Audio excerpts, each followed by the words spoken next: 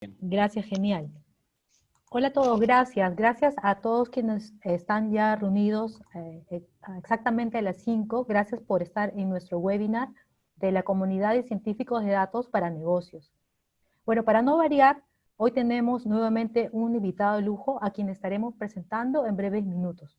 Soy Carmen Herrera, cofundadora de la comunidad, y el tema que le traemos el día de hoy es el reto de los líderes de negocios en Latinoamérica en relación a la ciencia de datos.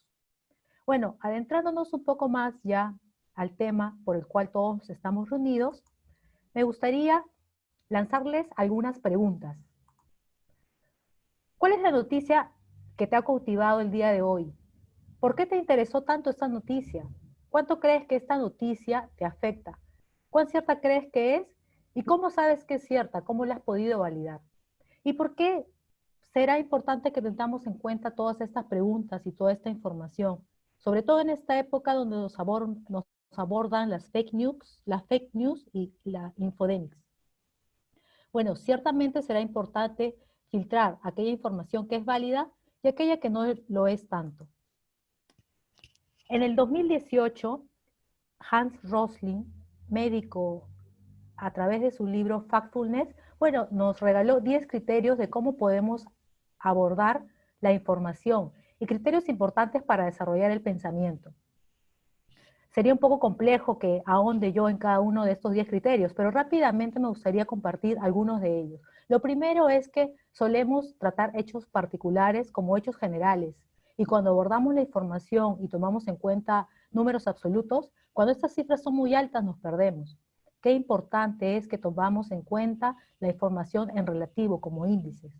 Y muchas veces tenemos en cuenta perspectivas individuales que están relacionadas con disciplinas que son más familiares a nosotros, que ir más allá y preguntar a otras disciplinas y abordar el tema desde diferentes aspectos. ¿Qué sería si en lugar de buscar culpables, te suena eso familiar, en lugar de buscar causas y ahondar en la información, trabajemos sobre esta información para construir propuestas concretas?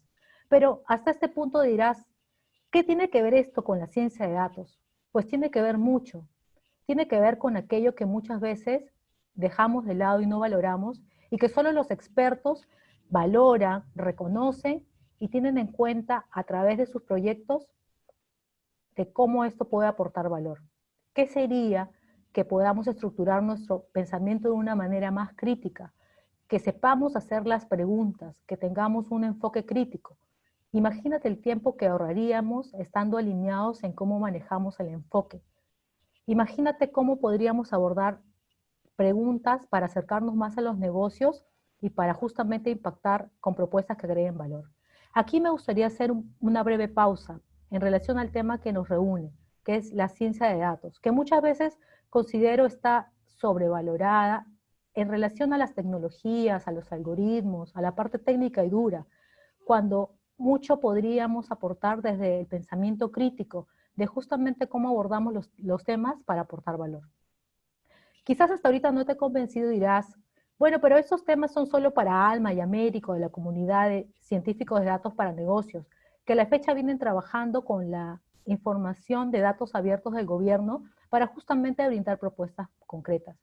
Pero ¿qué tal si a tu hijo del colegio, este pasado julio en el discurso presidencial, le dijeron que tenía que evaluar el discurso del presidente? Tendría que haberse leído 29 páginas, estar sentado frente al discurso 2 horas. Esto sería sencillo con un algoritmo. Y el algoritmo no es lo más importante de la reflexión a la que quiero llegar, sino que nos evitaríamos muchas discusiones vanas y estaríamos de acuerdo en qué se dijo y qué no, y nos centraríamos en propuestas concretas. Sí, digo un trabajo de colegio, pero esto ha sido parte de discusiones que hemos tenido y que simplemente ha sido información que han vendido muchos de los medios.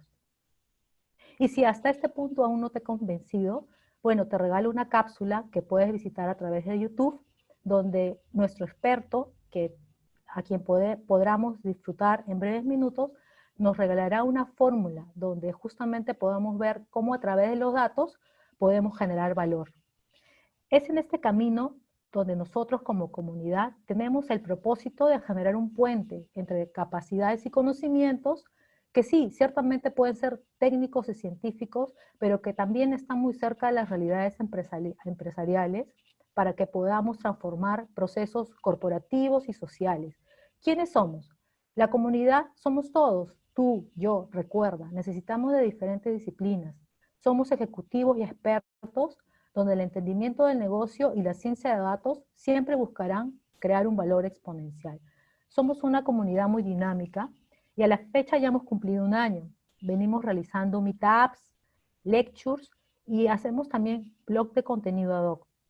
En nuestros eventos buscamos contar con la presencia y participación de expertos, porque solamente ellos son quienes han sentido el dolor, ese dolor de temas como sí, la ciencia de datos, pero también temas que están relacionados con la ciencia del comportamiento o infodemics. Todo esto pasará como pasa con el tiempo, pero aquel dolor y experiencia solo los expertos podrán regalárnosla y compartirla para agregar valor. También trabajamos, como mencioné, con analítica, con Open Data, y somos parte de las intercomunidades que están relacionadas a disciplinas STEM. Muy pronto tendremos nuevas novedades que estaremos compartiendo. Bueno, gracias y te hago el pase, Carlos, para escuchar a nuestro experto. Muchas gracias, Carmencita. Un gusto escucharte. Y bueno, gracias a todos los miembros de la comunidad. Ahora voy a presentar a nuestro invitado especial que tenemos la tarde de hoy. Solo voy a robar un minuto antes para cumplir con nuestros patrocinadores y terminar, por supuesto, de saludar a todos los que se están uniendo. Así les regalamos unos minutitos más. Permítame entonces un minuto antes de presentar a nuestro invitado especial, solo para cumplir, como digo, con nuestros patrocinadores. Les comparto una imagen para también aprovechar y darles algunas noticias nuevas que estoy seguro que los van a alegrar, sobre todo a los miembros de la comunidad. Y tiene que ver con un anuncio de parte de UTEC, que me encargaron que hoy día lo comunique. Finalmente se decidió, vuelve Data Science for Business, nuestro programa insignia con el que hemos tenido tanta acogida ya hace año y medio. Este es un programa, digamos, para ejecutivos con trayectorias, amplias trayectorias profesionales, mínimo 10 años de trayectoria profesional. Estamos arrancando el 3 de octubre. Este es un programa que tiene ahora en la versión remota, llamémosle así, en esta versión COVID, hasta que volvamos a las aulas. Es un programa de 120 horas, son 16 semanas. Va a haber, por supuesto, un capítulo de propedéuticos para nivelar en los conocimientos relacionados a estadística, programación y bases de datos a los profesionales que no estén familiarizados con estos temas. El 100% de las horas son síncronas. Aquí, como recordarán, aquí tenemos la participación de los miembros del Consejo Consultivo, todos Chief Data Officers en sus respectivas compañías. Ellos van a tener el rol, además de ser miembros del Consejo Consultivo, participan muy activamente, sobre todo en la mentoría de los proyectos que se les encarga, siempre con espacios adicionales de asesoría, networking. Lo vamos a hacer de manera remota todo, por supuesto, respetando las normas del gobierno. Y, por supuesto, todos los que se gradúan del programa se integran inmediatamente a esta comunidad tan activa que ha tenido tanto suceso este año particularmente y que ha logrado sacar adelante todos estos espacios maravillosos. Entre ellos, el de hoy día. Y finalmente entramos. Diego, voy a presentarte, te voy a robar un minuto. Solo para decir algunas cosas de ti. Lo primero que quiero decirte es que estamos felices de tenerte, queremos darte una calurosa bienvenida. Hemos tenido noticias tuyas desde hace tiempo, te venimos siguiendo. Diego es, para quienes no lo conocen, es el Chief Data Officer en Scotia. Pero Diego también, tiene una larga trayectoria profesional antes de llegar a Scotia. Él es bachiller en Business and Economics, si no me equivoco, en Uruguay. Correcto. Él además tiene 2 MBAs, uno en Adolfo Ibáñez y otro en la Universidad de Barcelona, además de un PhD en Torcuato Di Tella, en Economics, también el PhD. ¿Correcto, Diego? Perfecto. Vale. Estoy perfecto, entonces estoy haciendo bien mi trabajo. Y otros diversos estudios en muy reputadas instituciones académicas. Él ha pasado antes de Scotia, estuvo con una larga y exitosa carrera en posiciones de estrategia e innovación, para finalmente llegar a ocupar un rol de Data Analytics Director en Equifax ya en el 2017. Y bueno, hace un año ya en año y pico en Scotiabank. Bueno, quería decir algunas cosas de tu currículum. Además, bueno, Diego está nominado como uno de los top 100 influencers en ciencia de datos o en temas de data recientemente, así que eso también es una cosa que hay que comentar. No todos los días tenemos voces tan renombradas con nosotros, así que Diego, bienvenido, un placer tenerte con nosotros para conversar de ciencia de datos para los líderes de negocio, ¿no? Es un conversatorio hoy día, vamos a conversar sobre eso. Bienvenido, Diego. Carlos, muchísimas gracias por la invitación. Realmente para mí es un gusto estar con ustedes, estar con la comunidad, charlar. Cuando me propusieron poder intercambiar contigo y con toda la comunidad fue un placer, realmente. Así que estoy abierto a una cantidad de preguntas. Por eso lo que charlamos en su comienzo fue conversar, no hacer una presentación, sino conversar. Exactamente. Y bueno, acá nos encanta, nos encanta conversar, sobre todo de ciencia y datos, y desde esta perspectiva de los líderes de negocio, ¿no? Había robado unos textos de Davenport, que había hecho un reclamo hacía poco al mundo, a través de un artículo que escribió hace poco. Así que yo dije, bueno, voy a traer estos flashes, ¿no? Sí. Para proponer una conversación que luego, por supuesto, y desde ya invito a todos los que se están uniendo, los que están presentes en la charla, que puedan, por favor, utilizar las herramientas de Zoom en la parte inferior para que puedan ir dejándonos sus preguntas. Con mucho gusto las vamos a ir atendiendo. Entonces, bueno, arranco con esta cifra dura que Davenport trae. Por supuesto, son cifras de trabajos hechos en Estados Unidos, ¿no? Donde se mide todo lo que se hace. Nos gustaría tener en América Latina, y de eso vamos a hablar también hoy día, un poco de información respecto de cómo, digamos, algo que nos ayude a gobernar o a navegar en este mundo de la ciencia y datos, ¿no? Pero bueno, hoy día tenemos esta información que es bastante igual, porque lo que revela es que solo un 15% de las iniciativas que se albergan en los equipos de ciencia de datos terminan teniendo éxito en el sentido comercial o en el sentido de negocio, ¿no? Y sí, bueno, además, Davenport se aventura con unas justificaciones. Él habla de estas 4, ¿no? Dice que hay todavía mucha resistencia del management a adoptar este tipo de formas de trabajar. Hay ausencia de método. Aparentemente todavía hay mucha buena voluntad y poco método, y eso es algo importante porque uno si no se ahoga en la medida que todo esto va haciéndose más escalable. También hay un reclamo en cuanto a falta de habilidades y talento, y eso el año pasado lo confirmamos con unos estudios que habíamos hecho con unos headhunters en América Latina, donde encontramos cifras muy parecidas en el sentido de demanda insatisfecha respecto de oferta, ¿no? O sea, la demanda crece a doble dígito respecto a la oferta, con lo cual la brecha de talento se mantiene y probablemente crezca, salvo que reaccionemos tanto el mundo académico como los mismos profesionales. Y también habla Davenport de la necesidad, digamos, de profundizar o aumentar los espacios para el data governance y la ciberseguridad, ¿no?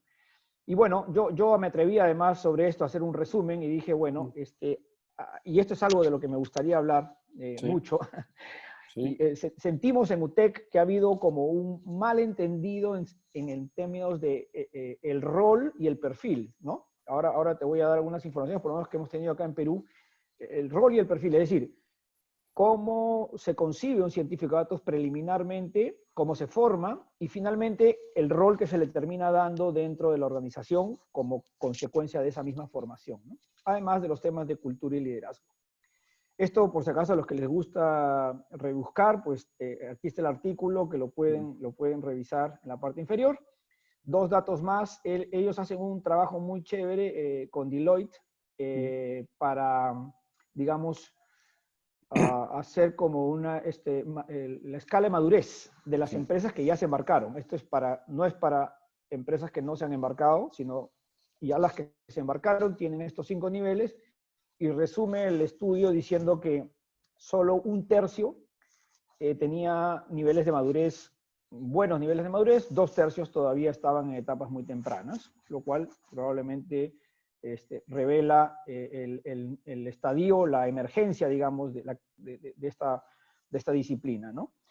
Y acá estas revelaciones me parecieron interesantes porque dice, son textos copiados literalmente del artículo, dice, quienes tienen una cultura data-driven consiguen 48% del éxito en sus iniciativas frente al 24% que quienes no la tienen, ¿no? O sea, aquí la cultura también juega un rol clave y impulsa, digamos, duplica la tasa de éxito. También hay otro statement que dice que el CEO, cuando el CEO lidera la Data Driven Transformation, para un 30% de las empresas, o sea, 70% no son lideradas por los CEOs, tienen 77% más probabilidades de éxito y 59% más de data accionable, ¿no? Y esta última, para terminar con esta primera parte, solo para revelar también que el 67% de los ejecutivos líderes dijo sentirse incómodo con esta nueva forma de trabajar. Así que voy a parar aquí, tengo un par de láminas más, pero yo creo que aquí tenemos carne como para un asado, como dicen mis amigos, Argentina, Uruguay, aquí hay carne como para un asado. Así que paramos y yo creo que empezamos una conversación alrededor de estos primeros tópicos. ¿Qué opinas de toda esta conversación? En principio, en el mercado norteamericano, que sin duda debe ser como de los más desarrollados, si no es el más desarrollado con esta disciplina, y luego en América Latina también, ¿no? Perfecto. Me parece bárbaro que charlemos un rato, Carlos. Mira, muy interesante lo que planteás sobre el análisis que hace Thomas Davenport. Es interesante incluso, si hay un paper que después te lo comparto, donde se analiza que yo me imagino que el 85% en América Latina es menor, vos sabés. Y la explicación está en que nosotros, los latinos en general, somos más, somos culturalmente gente que deja de avanzar en un proyecto, o sea, que mata el proyecto cuando el proyecto ya no tiene más vida. Siempre le damos un tiempito más, y los sajones son más de decir, bueno, esto no funcionó, cortemos ahora y arranquemos por otro lado. Entonces, esos datos son bastante ilustrativos de lo que pasa en la vida real, la verdad. Es muy difícil implementar y sobre todo sacarle valor a los proyectos de data science en general. Y la explicación está en todo lo que vos mostraste ahí muy bien. Es decir, hay muchos que, si vos vas a hablar con los ejecutivos, todos saben que, gracias a The Economist, saben que los datos son el nuevo petróleo. Ahora, no tiene nadie ni idea cómo, o muy poco, cómo procesar ese petróleo, cómo hacer de refinería de ese petróleo. ¿Por qué? Porque muchos de ellos no identifican los problemas y por ende no saben cómo solucionarlos con datos. O sea, muchas veces la situación está dada, o sea, el proyecto fracasa antes de comenzar justamente por eso, porque no se entiende cuál es el problema, muchas veces dónde está el dolor, y en nuestras áreas de negocios muchas veces no se sabe cuál es el problema de negocios y ya se está haciendo el algoritmo. Y vos le preguntás, ¿pero qué estás haciendo? ¿Cuál es el algoritmo? No, estoy usando una red neuronal. ¿Pero cuál es el problema? ¿Definiste el problema? ¿Sabés cuál es el problema? Quizás cruzando datos nuevos con datos existentes ya solucionaste el problema. Y no tenés que meterte en la red neuronal, etcétera, etcétera. Que es lo que hoy muchas veces llama la atención. Los cientistas de datos se meten de eso de frente y los ejecutivos, por otro lado, no hablan ese idioma. Y ahí empezamos a tener parte de la explicación de por qué, o por lo menos mi visión, es de por qué empiezan a fracasar esos proyectos. Coincidimos muchísimo en esa percepción. Efectivamente, hay una velocidad muy impresionante para ir directamente a la solución, o sea, a responder cómo lo vas a resolver sin haber entendido por qué hay que resolverlo, digamos, ¿no? Tal cual. Yo tengo un ejemplo, dos ejemplos claros de mi vida en Equifax, donde, como ustedes saben, Equifax tiene una cantidad de datos y una cantidad de información. Y vino una empresa financiera, no bancaria, y nos planteó que quería un modelo de riesgo predictivo, score, etcétera, etcétera, a medida, porque no le servía el genérico, a medida. Y cuando nos pasaron la base, le preguntamos, bueno, ¿para qué lo quiere? ¿Cuál es la lógica? ¿Cómo estaban procesando la información que tenían? Y una historia larga, corta, le hicimos una descripción, o sea, describimos la base de datos, segmentamos en forma inteligente, enriquecimos los datos que tenía la empresa, pero no con muchas variables, y el resultado fue excelente. Generaron valor por más de $1 millón en 2 meses, en una empresa que ese número era significativo. Entonces se dieron cuenta de que no era lo que necesitaban un modelo predictivo. Estaban mucho antes en el ciclo de vida de adopción de la ciencia de datos. Estaban recién ordenando sus datos y haciendo análisis de diagnóstico, descriptivo y de diagnóstico, y con eso ya generaron valor. Si nosotros le hubiéramos ofrecido un modelo predictivo, no lo iban a usar, se iban a frustrar y la gente que estaba atrás del proyecto de ciencia de datos iba a quedar muy mal parada.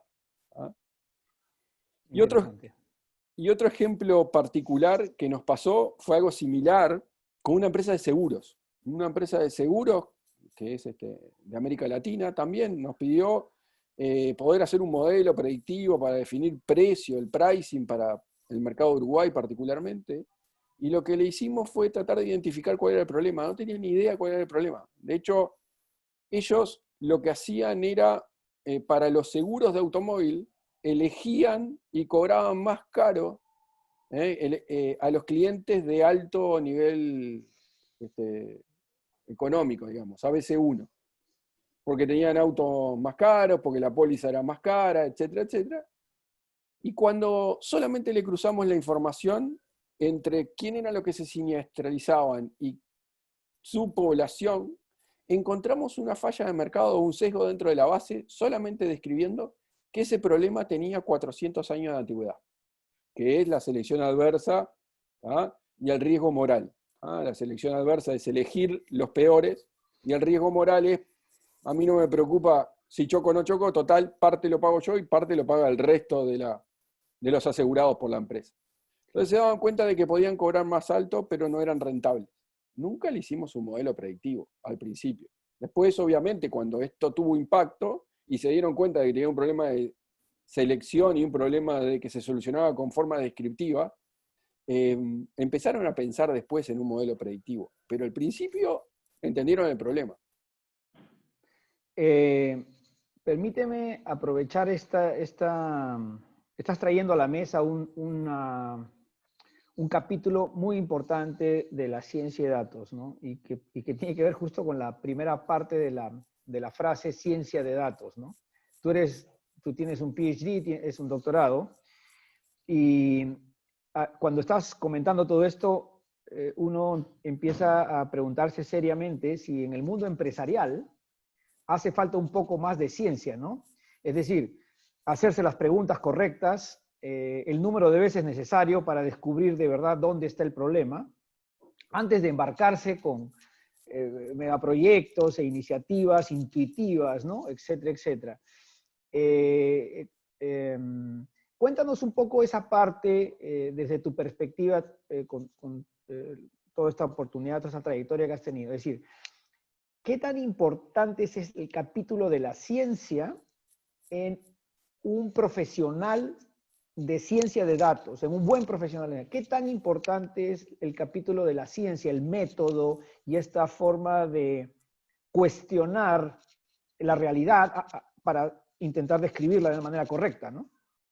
Tal cual. Ahí, Carlos, a ver, uno de las herramientas que más uso, literalmente las herramientas que más uso, es el método científico. El método científico tiene, y vos sabés muy bien, muchas veces está delegado a la parte académica, a la parte científica, y en el sector empresarial, en el sector privado muchas veces no lo consideran, pero el método científico lo que te da es como escribir un paper, ¿no? Primero la motivación, o sea, ¿qué me motiva? ¿No? ¿Qué contexto es el que me motiva, en este caso, a trabajar en solucionar un problema? Y el segundo punto de cualquier paper es el objetivo. Tengo que tener claro cuál es el objetivo. Y la tercera parte es hacer un relevamiento bibliográfico, que no es ni más ni menos que saber qué se ha hecho en otros lados. Nosotros en el caso de la empresa de seguros, nunca en Equifax a nivel mundial se había trabajado tan extensivamente en el sector seguros, porque lo primero que hice fue, tengo una empresa de seguros, voy a ver qué hizo Equifax a nivel global. Había tenido algunos proyectos en Europa, pero nada relevante. Y lo que hicimos con el equipo fue, una vez que identificamos que era una empresa de seguros que tenía cierto problema que no sabíamos qué era, fue ir a leer 2, 3 papers. La verdad te lo digo, fuimos a leer 2 papers y ahí identificamos estos sesgos que existían. Y una vez que generamos esa hipótesis, fue súper fácil probarla, fue súper fácil entender qué era lo que estábamos buscando. Y no teníamos sesgo de selección, es decir, no teníamos sesgo a nivel de ir a confirmar nuestras hipótesis. Ya había gente que lo había estudiado. Ese problema existía, como te digo, desde el 1600. Entonces, lo que hicimos fue demostrar que ese problema existía, que había una motivación de solucionarlo, y después fuimos a la realidad. Y esa realidad fue trabajar con los datos. Después, en ese momento empezamos a tocar algo de R, algo de Python, algo de ese tipo de cosas.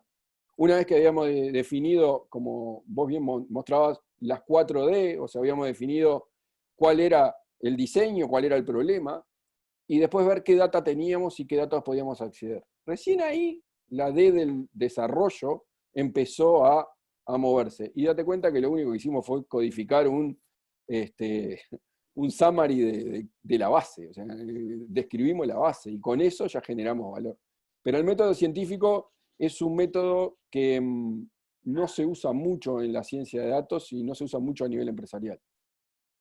Sí, efectivamente, y bueno, eso es algo que tú sabes, desde que nos embarcamos en este viaje hace 2 años ya de montar un espacio académico para formar talento, consideramos que era crítico. Pero quisiera intentar ahora entrar en otro capítulo que me parece importante y me voy a poner aquí, digamos, agnóstico, voy a salir de mi rol académico y decir lo siguiente, es decir, yo me acerqué al mundo de los datos por los negocios. Yo fui CEO de un emprendimiento que desde el primer momento fue un modelo data-driven, digamos, 100% impulsado por datos, y tuvimos que, montar como cualquier empresa. Es decir, los accionistas no les interesaba un pepino de que si lo hacía haciendo algoritmos o si lo hacía a mano, que ellos querían el retorno de sus inversiones. Entonces, todo mi acercamiento al mundo de los datos ha sido desde la monetización. O sea, he impulsado todo lo que había que hacer desde la monetización, ¿no? Con un mandato claro de monetizar. Entonces, cuando ya me embarqué en este tema más académico, me encontré, o sea, hice investigación, ¿no? Miré lo que había en el mundo y me encontré con dos cosas. Uno, con un sesgo en la formación de talento muy fuerte hacia el cómo, ¿no? Hacia la programación, muy fuerte la programación, R, Python, y uno dice, ya soy científico de datos porque sé programar, y combinado con la estadística, que no está mal, que está muy bien la estadística, y la estadística es algo importante en la ciencia de datos, pero con estos dos capítulos había el cartel de científico de datos, ¿no? Ese es uno de los sesgos, y el otro era que cuando uno iba a buscar el talento al mercado, no encontraba un científico de datos formado académicamente, sino lo encuentra autoformado, llamémoslo así, ¿no? Y mucho cartel que uno se lo pone, es decir, sin haber tenido la experiencia correcta, ya tiene el cartel, ¿no? Entonces, cuéntame, o sea, ¿qué piensas tú de la formación de talento y qué capítulos crees que están faltando en el mundo académico que permita cerrar el círculo y tener buenos profesionales que nos ayuden a resolver el gap? Sí, lo primero es una muy buena pregunta porque me la hago todos los días porque tengo que contratar gente. O sea, yo tengo que contratar gente de mi equipo. Y lo primero, de vuelta, a ver, comparto contigo que muchos somos, porque me encuentro dentro de esa área, que vamos por el lado más autodidacta, más complementando lo que nos falta de una raíz original. Yo vengo del área de las ciencias económicas en general y colegas. Sí, tal cual. Economista también. Ok, ahí nos mentiremos entre nosotros, digamos. Pero la verdad es que vengo de ese lado, como vos, y la verdad es que tuve que meterme en el lenguaje y tuve que meterme en la programación. Ahora, el solo hacer codificar en R, codificar en Python o utilizar cualquier herramienta de estas licenciadas, la verdad es que no nos convierte en científicos de datos. De hecho, muchas veces no sé cuál es el perfil del científico de datos. Y voy a ser muy arriesgado con las declaraciones. Para mí, un científico de datos es como un unicornio, ¿no? Es una especie de cosa que no termina. Que no existe. Que no existe. Entonces, yo creo en los equipos. ¿Me explico? O sea, creo que todas las capacidades en una sola persona es muy difícil de lograr, ¿no? Es como que en una carrera de Fórmula 1, o sea, si el piloto también es mecánico, también es ingeniero, también sabe o sea, es complejo que gane una carrera, o sea, porque no puede bajarse, hacer pit stop, subirse al auto, correr, o sea, eso me parece medio inservible, incluso a nivel de productividad. Yo creo que lo que tiene que hacer un científico de datos, dependiendo de su entry level en el mercado, ¿no? O sea, obviamente los jóvenes tienen que saber, como en todas las profesiones, ¿no? Mismo economista o lo que sea, tiene que remangarse y estar en el barro aprendiendo una cantidad de cosas. Pero a medida que va creciendo en la carrera, uno tiene que aprender a entender la realidad con la que convive. Y te pongo un ejemplo que vos lo mencionabas. Yo cuando llegué al banco a crear esta área en Uruguay no existía. Lo primero que me dijeron fue quick wins, ¿no? Logros rápidos. Y nadie me preguntó qué algoritmo iba a usar para hacer el quick win. El quick win es súper fácil de medir. Es una tasa de originación y una tasa de mora, punto. Ticket, promedio, y lo tenía que hacer con datos. Como decís vos, si lo hacía con R, con Excel o a papel y lápiz, nunca les preocupó. Lo que sí le preocupaba es que entendiera el negocio, lo que sí le preocupaba es que supiera manejar los datos, y lo que sí le preocupaba era que generara insights que fuesen aplicables rápidamente. No una promesa de, mirá, de acá a 2 años vas a tener un modelo que va a performar con un KS de 80. No le interesaba. Lo que le interesaba era que generemos revenue relativamente rápido. Por lo tanto, ¿qué tiene que tener alguien que comience? Primero tiene que saber por dónde quiere ir. por el lado de los datos duros, de la limpieza de los datos, del data management, y ahí tiene que tener un perfil, o por el lado de analizar y hacer modelos y todo lo relacionado con la creación de modelos y algoritmos, o tiene que entender un poco más para qué se van a utilizar y cómo se implementa esto. Y ahí yo tengo en mi equipo distintos tipos de perfiles. Tengo ingenieros en sistemas que lo que hacen es dedicarse a lo que es el data management, o sea, necesitamos tener buenos datos, necesitamos tener los datos correctos y necesitamos generar entropía con nuevos datos, es decir, mejorar la calidad de los datos que tenemos cruzándolos con nuevos datos.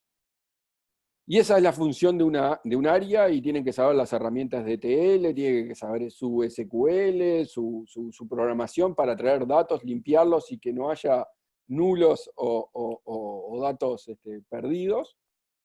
Por otro lado, tienen que saber hacer modelos, obviamente. Esto se trata de poder predecir, de poder saber qué es lo que va a pasar. Y eso cada vez va siendo algo importante, pero no tan fundamental, y después si querés podemos hablar de cómo viene el tema futuro. Y por otro lado tengo sociólogos, economistas, ¿ah? Y psicólogos, porque necesito entender cómo se comportan las personas. Y eso es el objetivo final de por qué trabajamos con datos. Yo le tengo que decir a la encargada de comercial o a la gente de retail, porque yo estoy abajo de retail, de hecho estoy en la parte de retail del banco, ¿quiénes son los que tienen mayor probabilidad de comprar? Y eso hay veces que te lo da un algoritmo, porque es data dura, pero hay veces que te lo da el conocimiento del comportamiento. Entonces necesito entender cómo se comporta la gente en este caso, para poder entender cómo voy a implementar ese algoritmo. Y muchas veces el algoritmo, el mejor algoritmo, no es el mejor algoritmo por su performance, no es el mejor algoritmo que se puede implementar. Hay un ejemplo, nosotros tenemos un ejemplo en el cual desarrollamos un algoritmo de inferencia para poder inferir el ingreso de toda la población de Uruguay. Y lo hicimos en el banco.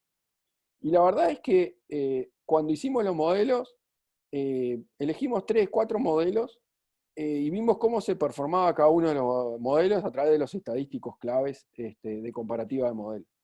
Y la verdad es que cuando fuimos a analizar, elegimos para la implementación una regresión, ¿ah? El modelo que de repente performaba más. Y la explicación no estuvo en el modelo, en el algoritmo, estuvo en que era mucho más fácil explicarle a gente que de repente no tenía el expertise que teníamos nosotros, cómo se componía ese modelo, cómo estábamos infiriendo el ingreso en este caso, y cuando ellos lo entendieron, lo adoptaron.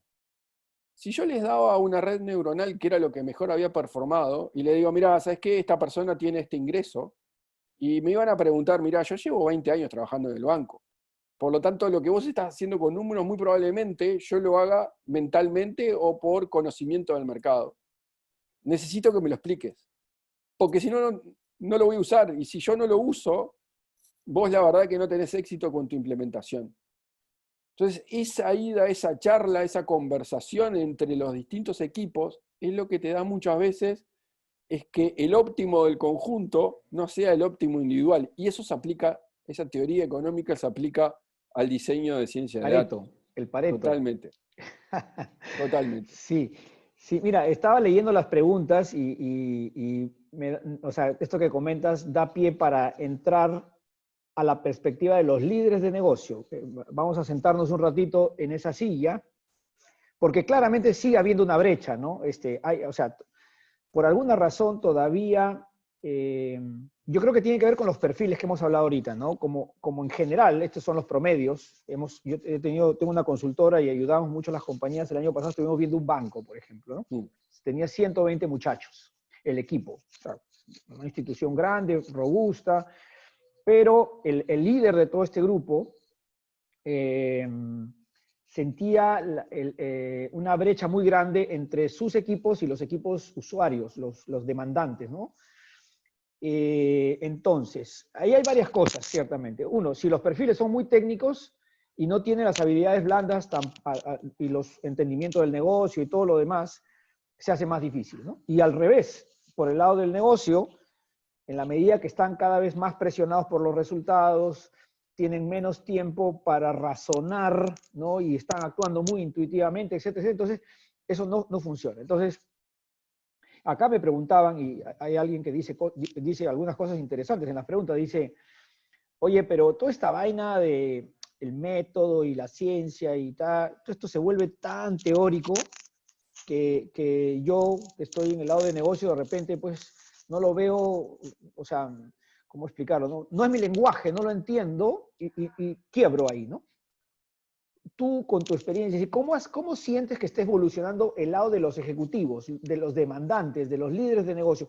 ¿Sientes que están comprando este tipo de formas de trabajar? ¿Sientes que depende mucho de cómo te relacionas con ellos? Cuéntanos un poco. Ahí hay una brecha, una tarea pendiente, siento todavía. No sé si tú lo percibes igual. Tal cual. A ver, dos cosas que te quiero comentar de ese punto de vista. A ver, parte de lo que tiene que hacer un equipo de Data Analytics, y te lo pongo como equipo y no te lo pongo en la cabeza del líder, pero tiene que ser todo el equipo, es hacer un tiempo, tiene que dedicarlo a convencer de que esto funciona. Y muchas veces eso implica remangarse y ponerse en el barro. Es decir, nosotros tuvimos un ejemplo en el banco bastante paradigmático desde ese punto de vista. Es decir, nosotros hicimos un modelo de propensión y la verdad es que performaba bárbaro, ordenaba espectacular. Veíamos,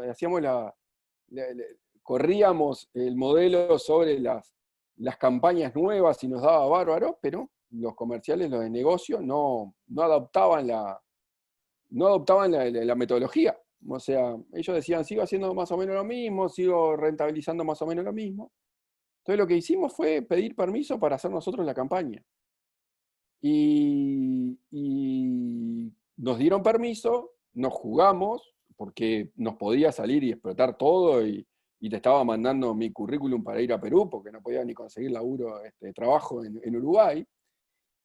Y lo que hicimos fue armar una campaña segmentando por el score de propensión. Y la campaña se multiplicó por 10. O sea, 1000% de originación. Aumentamos en un 200% el ticket promedio. Aumentamos en todos los canales que quería salir el banco. Listo. No hubo que convencer, no hubo que hablar mucho más con los comerciales. Querían ese gusto. El lenguaje universal de los resultados económicos, o los que, resultados, digamos así, ¿no? Tal cual, entendimos cuál era el problema de nuestros clientes internos, que era poder vender lo más posible con el menos esfuerzo que pudieran generar. Y eso fue lo que pasó. O sea, si en vez de llamar a 50.000 personas, llamaban a 20.000 y tenían el mismo resultado, todos ganábamos. Entonces, hay un tema de sensibilizar, pero hay también un tema de demostrar rápidamente. Demostrar. En el momento que te demuestran y que la herramienta funciona, te van a pedir, y es lo que nos está pasando a nosotros. El segundo punto que es importante, y vos me vas a entender, es todo un tema de economía política dentro de las corporaciones. Y el equipo de cientistas de datos tienen que entenderlo. Cuando digo economía política, digo cómo se negocia a la interna de la organización y qué impacto puede tener, en este caso, por ejemplo, un modelo de propensión. Tengamos presente que si yo multiplico por 10 una campaña, hay gente que le va a parecer bárbaro, pero hay gente que se va a ver resentida en su accionar. Porque la primera pregunta es ¿por qué ahora lo estamos haciendo y antes no podíamos hacerlo de esta manera? Entonces, hay un tema de negociación y de charla y de mucho café mediante, informal, en donde también hay que negociar este tipo de cosas. No es un algoritmo que yo lo tiro automático a la app de la empresa. Si esto va a evidenciar, los datos evidencian mucha cosa, y hay gente que gana con eso y hay gente que pierde. Siempre. Esto es un juego de suma cero, habitualmente. Entonces, cuando hay ese tipo de impacto, hay que tratar de conversarlo con quien puede ir afectado.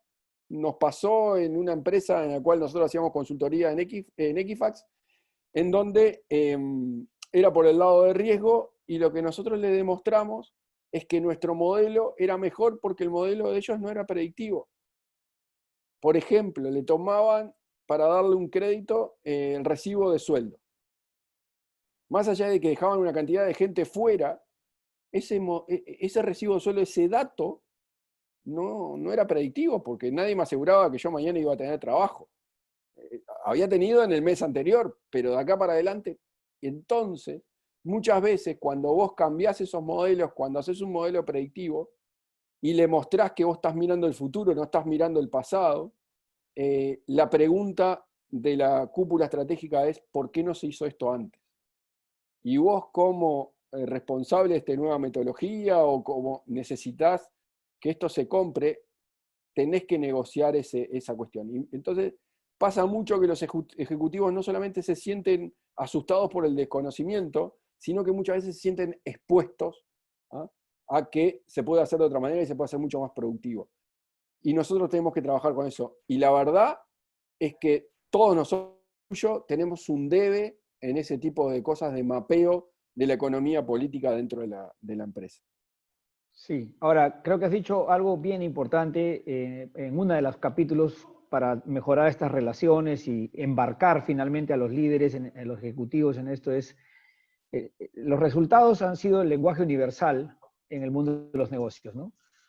Entonces creo que ese es un capítulo importante, pero quería insistir en la relevancia del método, es decir, para un ejecutivo puede ser que el método científico sea algo como muy gaseoso de repente, pero realmente tiene un valor enorme, sobre todo cuando escalas, cuando, o sea, tienes, qué sé yo, pasas de tener 50 demandas a tener 500 demandas y tu equipo crece y eso se vuelve ingobernable si no hay un método, ¿no? Y el método es crítico para productivizar al equipo, ¿no? Que digamos que los entregables se hagan a tiempo y que los resultados efectivamente pues terminen golpeando los resultados de la empresa, que es lo que normalmente se busca, ¿no? Hay varias preguntas, siempre desde la perspectiva de liderazgo, y nos falta hablar todavía de América Latina y lo que va a venir, pero una última pregunta es, Davenport en este trabajo que hicieron este año a propósito de COVID, sacó a la luz un tema que tiene que ver con lo que hemos estado hablando, y dijo lo siguiente, dice él, como la productividad, o mejor dicho, bueno, como el 85% de las iniciativas no ven la luz,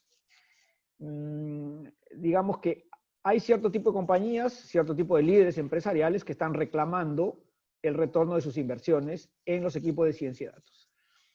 Y eso, que además se va a profundizar conforme la crisis nos apriete a todos, va a terminar generando una tendencia más fuerte de un perfil de científico de datos problem solving, ¿no? O sea, muchísimo más orientado al resultado y muchísimo menos orientado a quedarse en la algoritmia, nada más, ¿no? Tú percibes que por ahí van a ir los tiros, inclusive en América Latina, considerando que la crisis está empezando recién y probablemente tengamos un año más o dos tal vez, de situaciones económicas difíciles. Sí, totalmente.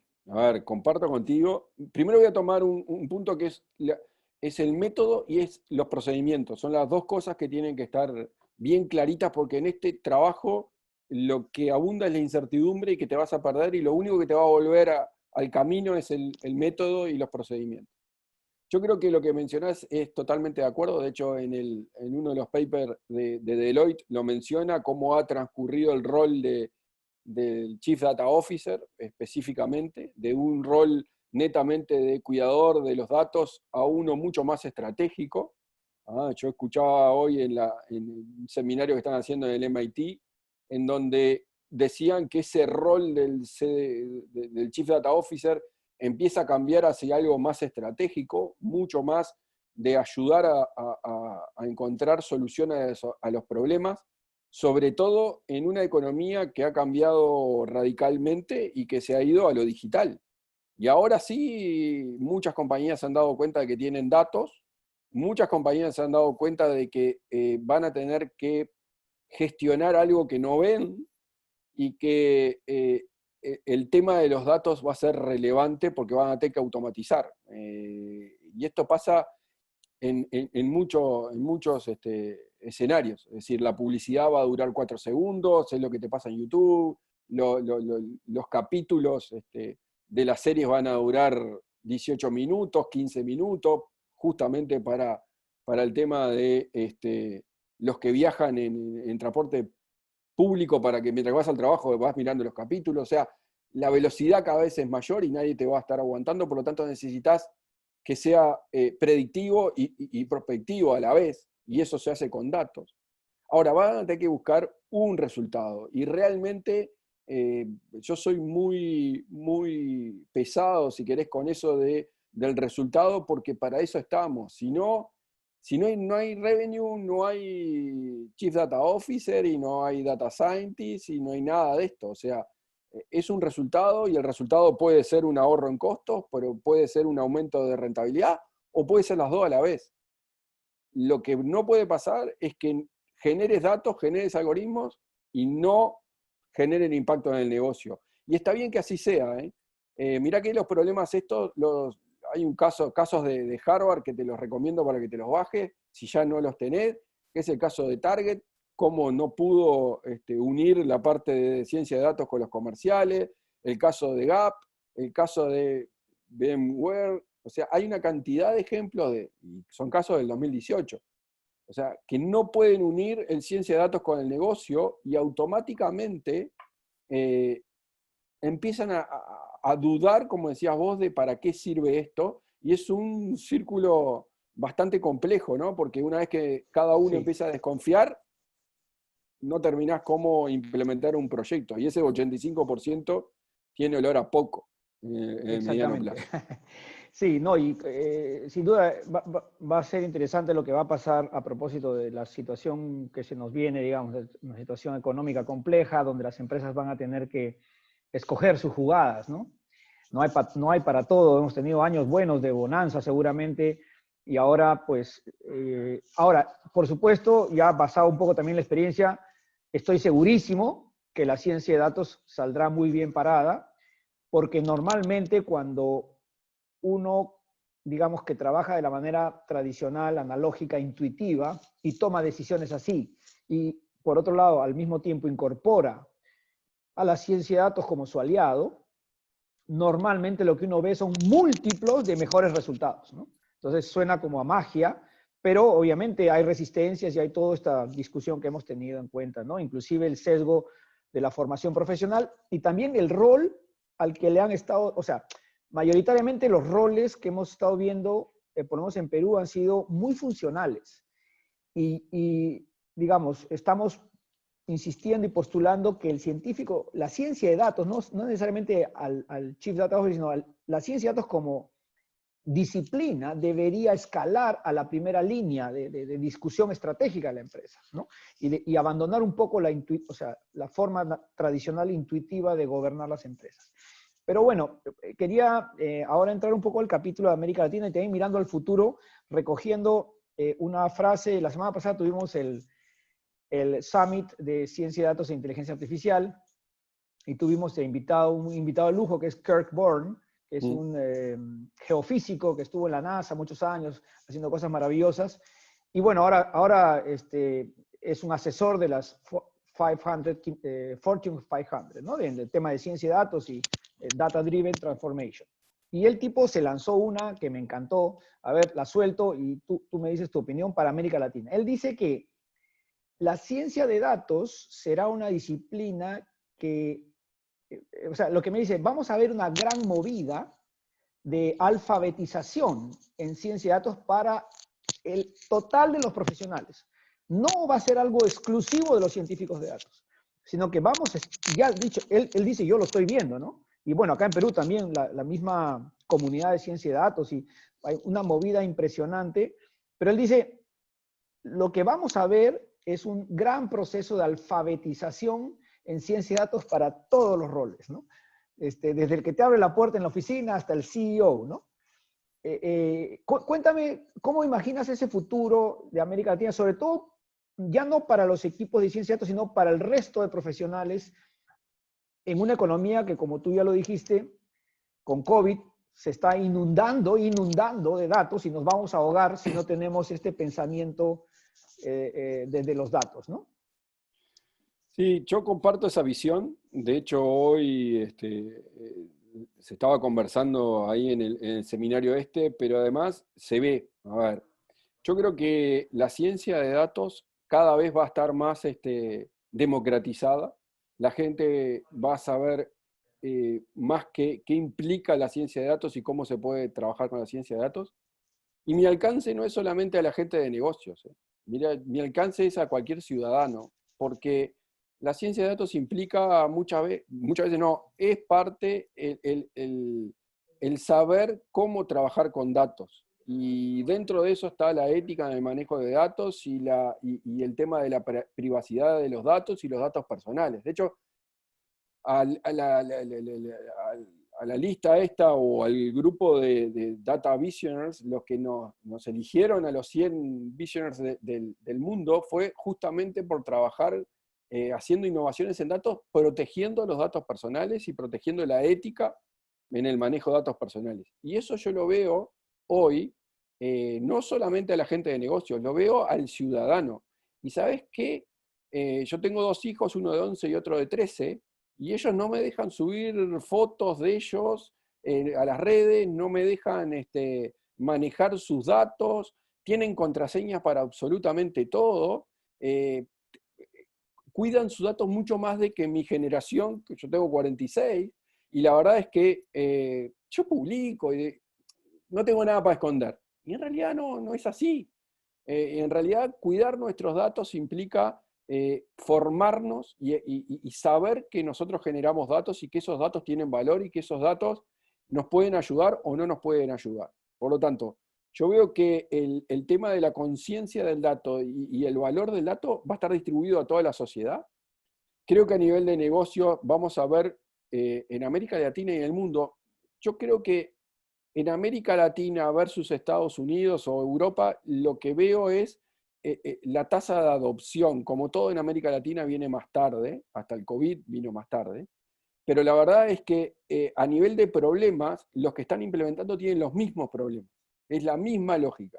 Entonces, la gente, el tema de negocio versus técnico, los perfiles netamente tecnológicos muchas veces, frente a perfiles mucho más, si querés, de ciencias sociales o de ese tipo de cosas, en donde la ciencia de datos hoy los ejecutivos se dan cuenta de que un buen dato le soluciona un problema complejo. Y que 2 más 2 es 4, por más que podamos hacer una demostración y quizás definir de que no lo es, o discutir de dónde te sacás tus 2 para ver la fuente de datos que estás utilizando. Pero si yo le muestro una rentabilidad de un 80%, es fácil, es del 80%. Podemos discutir la fuente o no la fuente, pero llega un momento que es el 80%, y con el 80% arriba de la mesa, en el pizarrón, se acaban las discusiones desde esa perspectiva. Pasan a un nivel en el cual hoy nos gastábamos todo el tiempo, que era buscar los datos y poder mostrarlos, y discutir de dónde vienen, a otro que es mucho más estratégico, es qué hacemos. Dado lo que pasó y analizando lo que pasará, cuál es la estrategia de la compañía en distintas áreas, financiera, operativa, marketing, ventas, etc. Creo que las empresas van a salir y van a llegar a una discusión que hasta ahora no se han dado, mismo la educación es lo que le pasa, o la educación hoy lo que está pasando es que, o lo que pasaba, eran, y vos sabés muy bien, dadores de información, los profesores, y hoy ya la información ya la tenemos, y eso pasa en la empresa. Entonces, las empresas se van a dar cuenta de que no tienen que discutir más de qué es lo que pasó con los datos, sino es cómo apalancamos eso y cómo tomamos decisiones mucho más estratégicas. Y a nivel de tecnología, lo que está pasando es que los grandes dispensadores de datos, Microsoft, Google, Apple, etcétera, etcétera, están metidos, y las grandes consultoras, están metidas en desarrollar lo que es el auto machine learning, que es, muchachos, todos estos modelos van a estar en la nube, que es donde van a estar los datos, y lo único que vas a hacer es un clic acá, un clic allá, y vas a tener el algoritmo, vas a tener los datos, te va a explicar qué modelo tenés que usar. De hecho, ya pasa. En el banco nosotros tenemos, y no es que le haga publicidad porque me cobra bien la licencia, el SPSS, el Miner, el Modeler. Miner es la competencia, para que vean que no estoy haciendo publicidad. Sí, ya voy a decir, yo también iba a mencionar algunas cosas ahí, pero está bien, está bien. La verdad es que nosotros cargamos la base de datos y automáticamente nos dio 10 modelos en forma, mira, tenés todos estos modelos para usar. Y automáticamente me definió si la variable era dicotómica o no, me definió los KS. Exactamente. O sea, el 80% del trabajo ya está hecho, digamos, para la parte de programación y la parte de los algoritmos y todo esto, ¿no? Con lo cual, todo esto que hablamos al inicio, imagínate estos dos vectores corriendo juntos, ¿no?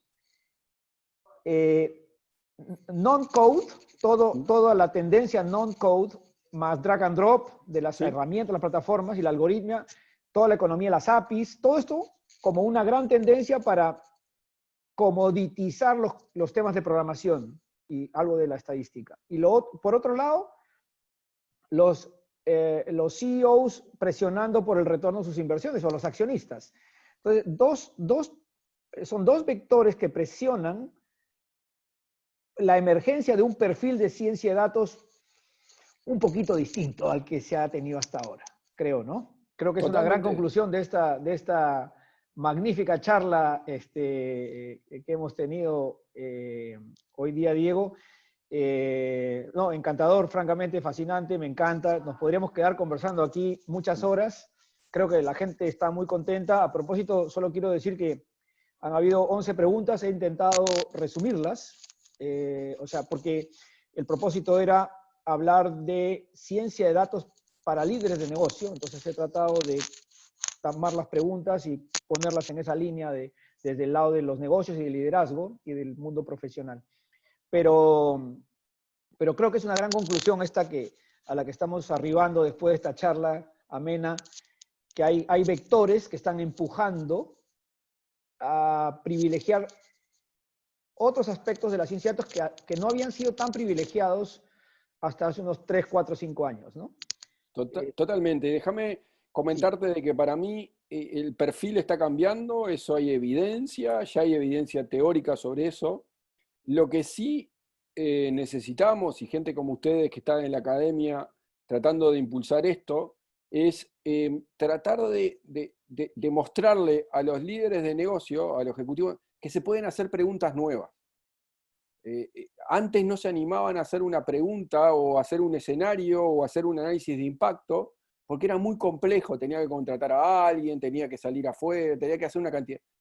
Hoy yo puedo saber en tiempo real si la promoción generó impacto o no generó impacto, con toda la complejidad que eso implica. Entonces, necesitamos que el ejecutivo de negocio se anime a hacer preguntas diferentes a las que se hacían hasta ahora, porque ahora tenemos músculo para poder encontrar respuestas fundamentadas en la data. Excelente, excelente, Diego. Bueno, nos ha ganado el tiempo, ha sido realmente muy, muy agradable, muy ameno. Estoy seguro que todos los participantes han disfrutado maravillosa de esta maravillosa charla. Debemos ir terminando. Te voy a dejar para que te despidas y luego despido yo y lo dejamos a nuestros amigos de la comunidad para que tomen el control. Mi querido Diego, adelante. Carlos, como te dije al principio, felicitaciones a toda la comunidad. Realmente es un emprendimiento que me gustaría apoyarlo. Estoy a disposición para charlar de estos temas. Es solamente mandarme un mail y conectarme. Y les agradezco a todos los que participaron, más de 120 personas, en el cual estoy abierto, mi LinkedIn, veo que hay algunos que ya me contactaron. Estoy abierto para contestar cualquier pregunta, para ayudar y llevar esta ciencia de datos a otro nivel. Así que muchas gracias por la invitación. Muy agradecido, Diego. Para mí un placer enorme haber podido compartir esta charla. Agradecerles a todos también. Solo recordarles a los que tengan interés en el programa de Data Science for Business. Retorna el 3 de octubre. La información está en la página web a los que tengan interés. Y agradecer también a UTEC y a todos los miembros de la comunidad de ciencia de datos que hicieron posible este espacio espectacular donde hemos podido disfrutar y conversar de las cosas que nos apasionan. Muchísimas gracias nuevamente. Me despido, Diego, me despido de todos también. Mi querido Miguel, adelante, por favor. Vale, ya igualmente la comunidad es muy agradecidos, Diego, por tu participación y esa apertura para compartir todo tu conocimiento y experiencia. Carlos, maravilloso envolviendo las preguntas. Definitivamente estamos muy contentos de tener esta comunidad y sumar al propósito de compartir conocimiento con todas las personas. Muy, muy contentos, les dejamos, nos despedimos ya de todos los espectadores y les vamos dejando el link de UTEC justamente para saber su grado de satisfacción y qué más podríamos mejorar. Igual en el chat estamos dejando el link del LinkedIn de la comunidad, donde vamos a postear las preguntas y parte de fragmentos del video con Diego, ya de esta charla maravillosa. Gracias con todos, nos despedimos.